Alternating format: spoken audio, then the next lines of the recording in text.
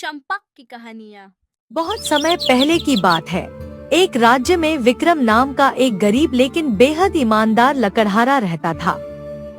वह दिन भर जंगल से सूखी लकड़ियां इकट्ठा करता और उन्हें बाजार में बेचकर जो कुछ भी कमाता उससे अपने परिवार का पेट पालता था।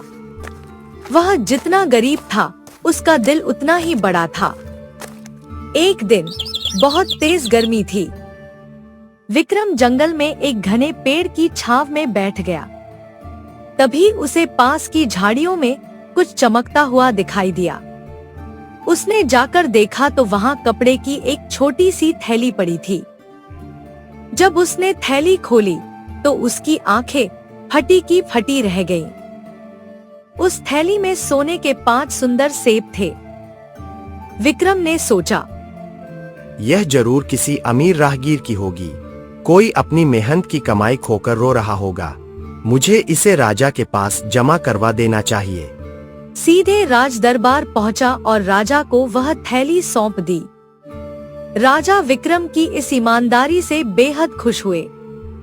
उन्होंने राज्य में ढिंढोरा पिटवा दिया कि जिसकी भी थैली खोई है वह दरबार में आकर ले जाए। अगले ही दिन शहर का एक बेहद अमीर और लालची व्यापारी दरबार में हाजिर हुआ। उसने राजा से कहा, महाराज, यह थैली मेरी है। राजा ने जब उसे थैली दी तो व्यापारी के मन में लालच आ गया। उसने सोचा कि क्यों न इस गरीब लकड़हारे को इनाम देने से बचने के लिए एक चाल चली जाए। व्यापारी ने सेब गिने और चिल्लाने लगा, महाराज, इस थैली में तो 7 सोने के सेब थे, लेकिन अब सिर्फ 5 ही है। इस लकड़हारे ने मेरे 2 सेब चुरा लिए हैं। इसे सजा मिलनी चाहिए। विक्रम रो पड़ा और बोला, महाराज, मैं कसम खाता हूँ, मैंने थैली को हाथ भी नहीं लगाया। मुझे जितने सेब मिले मैं वैसे ही ले आया। राजा बहुत बुद्धिमान थे। वे व्यापारी के चेहरे के हाव भाव देखकर समझ गए कि वह झूठ बोल रहा है और लकड़हारे को फंसाना चाहता है। राजा ने कुछ देर सोचा और फिर अपना फैसला सुनाया।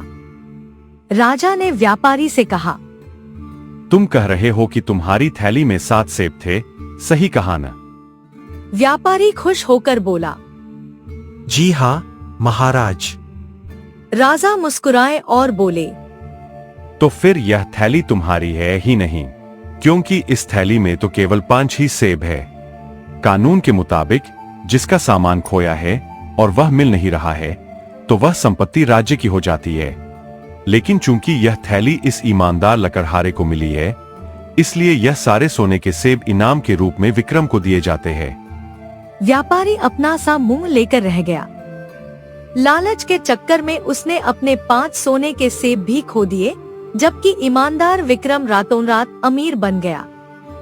जो व्यक्ति दूसरों का हक मारने की कोशिश करता है वह अपना सब कुछ खो बैठता है।